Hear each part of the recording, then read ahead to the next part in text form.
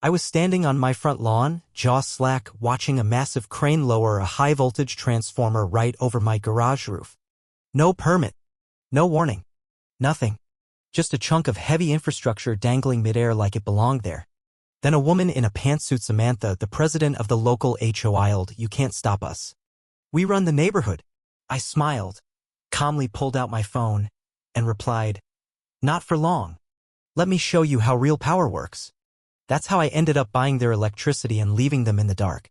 Now you're probably wondering, wait, how the hell do you even pull that off legally? And how did she not see it coming? Let's rewind. I just moved into what I thought was the dream home. Quiet, private lot. Lots of trees. No neighbors peeking over the fence. And best of all, just outside the jurisdiction of the local HOA. After years of putting up with condo boards, ridiculous parking rules, and one absurd fine for owning unapproved garden gnomes, I felt like I'd finally escaped prison without needing to scale a wall. But 3 weeks in, I started noticing strange things near the edge of my property: spray-painted lines in neon orange, little flags stuck in the ground like it was some kind of treasure map. I figured it was the city doing a utility survey. Routine stuff. Then, a week later, I woke up to the sound of diesel engines and walkie-talkie chatter. I stepped outside in my pajamas, half asleep and clutching a mug of coffee, only to see a fleet of trucks rolling into my driveway. One of them had a crane. Another was hauling what looked like a transformer box the size of a minivan strapped down with industrial chains. I asked the workers what was going on. The foreman mumbled something about a new power relay being installed for the neighborhood. I told him they were on private property. He didn't even look at me. Just said, "Take it up with the HOA." They approved it. That's when Samantha appeared, blazer, clipboard, sunglasses, like she just stepped off a 90s courtroom drama set. She marched up to me like she owned the block and snapped, "We're installing this for everyone's benefit. You're in the easement zone." Easement zone? I pulled up the parcel map on my phone and showed her right then and there. The HOA's jurisdiction ended 2 feet before my property line. My house was exempt. She didn't care. Samantha doesn't deal in facts. She deals in control. She smirked and said it again, louder this time, "You can't stop us. We run the neighborhood." That's when I smiled and replied, "Not for long." Now, I'm not the kind of guy who goes looking for a fight, but I am the kind who ends them methodically, completely, and with paperwork. I've spent years in systems consulting, dealing with bureaucratic nonsense. So while Samantha barked orders and waved her clipboard like a scepter, I made my first call to the county zoning office. Then my secondo, a real estate attorney who has breakfast with land disputes. Even the county seemed confused. Turns out the HOA filed for a permit using their address but never updated the parcel map. They'd technically gotten approval to install infrastructure on land they didn't own. The whole paper trail was a mess, and it gave me exactly the leverage I needed. That night, with a glass of whiskey in hand, I dug into the electric utility servicing our area. It wasn't a massive corporate utility. It was a small local co-op, community-run, and, best of all, open to private investment. That's when the idea hit me: what if I didn't just stop them? What if I bought the very grid they were abusing? By the next morning, the transformer was in place, looming over my garage like a spaceship that missed its landing zone. My driveway was half blocked. A massive coil of cable sat in my yard like a sleeping python. I told the workers they were trespassing. They shrugged. "We've got orders." Of course, Samantha had vanished, probably off sending passive-aggressive emails to the neighborhood mailing list.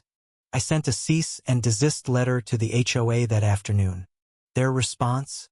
A smug email saying the installation had been fully approved and that any objections could be brought up at the next board meeting. A board I wasn't even allowed to attend in a community I wasn't part of. So I leaned in. I reached out to the electric co-op's board president, explained my background, and floated the idea of making a sizable investment. They were very interested. Small utilities are often like forgotten stocks. You never know which investor might shake things up. While Samantha strutted around like a discount dictator, I was quietly finalizing my ownership stake in the very utility powering her little kingdom. Then things got interesting. A letter slid under my door, not mailed. Just slipped there like a motel breakfast menu. It was from the HOA's legal counsel, spoiler, Samantha's brother-in-law, written on what looked like a fake letterhead made in Microsoft Word. It warned me that interfering with authorized infrastructure could result in civil penalties. Cute. Meanwhile, I called in a favor from an engineer buddy who used to work for the co-op. He showed up Sunday morning with a hard hat, scoped out the setup, and after a few minutes, turned to me with a grin. That transformer? It feeds the entire HOA clubhouse. Their gates, offices, cameras, all of it runs through this thing. Just like that, I wasn't just annoyed anymore, I had leverage. Serious leverage. The day after the installation, 2 HOA board members strolled past my house with clipboards, talking like they were planning a military operation. I watched from the window, coffee in hand, amused and just a little annoyed. Later that day, I got another official notice from the HOA, this time citing some obscure bylaw. Article 6b. Which, fun fact, only applies to members of the HOA, which I'm not. It was like being robbed by someone who then claims they're allowed to because they wrote a note about it. My lawyer reviewed everything. The permit? Invalid. Easement claim? Nonsense. The transformer? Illegally installed. And since it was now tied to community infrastructure, their entire grid was wired through equipment sitting on my land. You know, he said, raising an eyebrow, you could really mess with them. Oh, I smiled. I intend to. I continued meeting with the co-op board. These weren't corporate suits, they were regular folks. One guy brought donuts to every meeting. I told them the truth. I had no experience in utilities, but I cared about infrastructure, transparency, and yes, personal property rights. They liked that. A week later, I wired the money. It wasn't a takeover, it was an invitation to the grown-ups table. With my investment, I now held a controlling vote. The co-op's bylaws were clear. Infrastructure decisions required a simple majority, which now included me. That transformer? Part of the grid I just bought. I'd become the landlord of their power supply. Samantha still didn't get it. She came back in a Lexus SUV, parked halfway on my lawn, and started ranting about community trust and greater good. I let her talk. I stood there nodding like I was listening to a bad TED Talk. Then she said, "You don't understand how this works. The HOA has precedence over private interest. You'll learn." I told her flatly, "You have 24 hours to remove the transformer or I escalate." She laughed. A full-blown, dismissive, head-thrown-back laugh. She still thought I was just some grumpy homeowner with a chip on my shoulder. The next morning, another notice arrived, this one accusing me of interfering with essential services. That's when I realized they were flipping the narrative, painting me as the villain. Neighbors who used to wave started looking away. Someone filed a noise complaint about my hedge trimming. I got cited for unsightly trash bins that hadn't even been taken out yet. Classic Karen warfare. But I wasn't rattled. I filed an injunction, then requested an official inspection of the transformer site, citing safety concerns and code violations. That gave me legal grounds for a temporary shutdown. When the lights went out in the HOA clubhouse, they lost more than power. They lost control. Karen had planned to host a board meeting with a slideshow on community compliance. Instead, the projector died, the AC shut off, and the cameras went dark. I wasn't there, but a neighbor texted me, "Whatever you did, it was beautiful." The next day, 4 SUVs pulled into my driveway. Samantha was front and center, flanked by 2 board members and a new lawyer, this one wearing real shoes. They offered me $500 for the land under the transformer. I laughed, not politely. I said, "You're standing on the only thing powering your operations center, and you think I'll sell that for less than a dishwasher?" I laid out my terms: commercial lease, full back pay, and a signed public apology.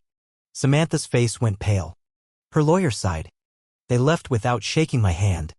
The following Friday, the clubhouse was still dark. A handwritten sign read, "Meeting canceled due to maintenance."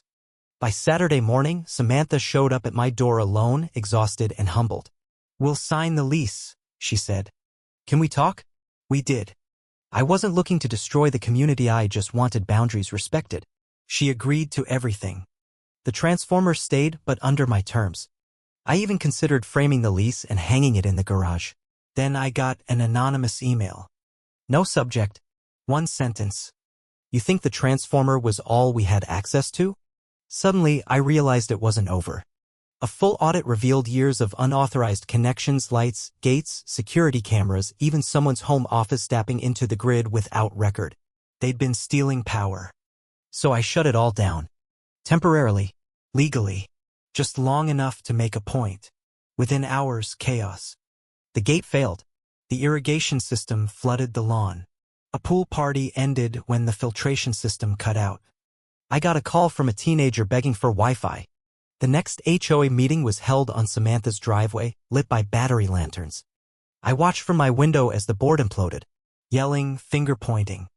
One guy stormed off carrying his folding chair like a trophy. By morning, I got an email polite this time from the new acting president, Linda. Samantha had been temporarily relieved of duties. Linda and I met. She was reasonable. Honest. We made a deal, full restitution for the stolen power, public acknowledgement, and back pay. 3 days later, the first deposit hit my account. My lawyer nearly cried. I used the money to install solar. Full independence. Batteries. Backup system. I wasn't just their landlord anymore. I was off their grid entirely. Life quieted. Samantha moved out. But one night, my phone buzzed. Voicemail. No caller ID. Played it. Breathing. Then her voice. You think this ends with a lease? And just like that, I knew. It was only the beginning.